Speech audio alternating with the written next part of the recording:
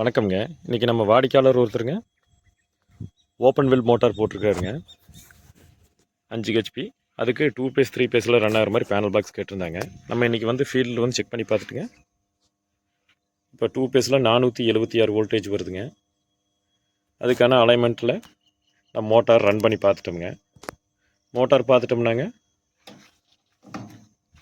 Voltage வந்து பார்த்துட்டிங்கன்னா 400க்கு மேலே வருதுங்க. ஆம்ஸ் பார்த்துட்டிங்கன்னா 13.2 எடுக்குதுங்க. அப்புறம் மோட்டார் வந்து பார்த்துட்டிங்கன்னா ஃபார்வேர்டாக ரிவர்ஸா அப்படிங்கிறதையும் நம்ம செக் பண்ணிட்டோம்ங்க. ஃபார்வேர்டில் தான் ரன் ஆகுது.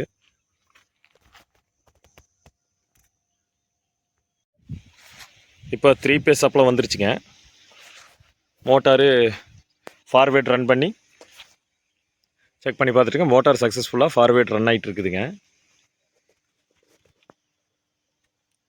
இப்போ பார்த்துட்டோம்னா 407 வோல்டேஜ் நம்மளுக்கு இன்புட்டில் ஏவரேஜாக கிடச்சிட்டுக்குதுங்க. Phase to phase voltage. Amps பார்த்துட்டோம்னாங்க 9 சம்திங் எடுக்குதுங்க. இப்போ 3 பேஸ் சப்ளை இண்டிகேஷன் நம்மளுக்கு கரெக்டாக காட்டுதுங்க. ஆட்டோமேட்டிக்காக மோட்டார் ரன் ஆகிற மாதிரி நம்ம வச்சுருக்குறோங்க. பவர் போய் வந்தால் உங்களுக்கு இதே மாதிரி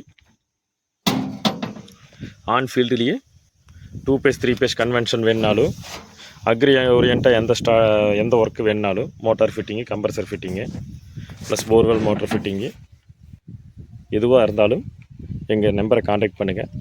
இதே மாதிரி நிறைய விஷயம் தெரிஞ்சுக்க எங்களோட பேஜை தொடர்ச்சியாக ஃபாலோ பண்ணுங்கள். நன்றிங்க.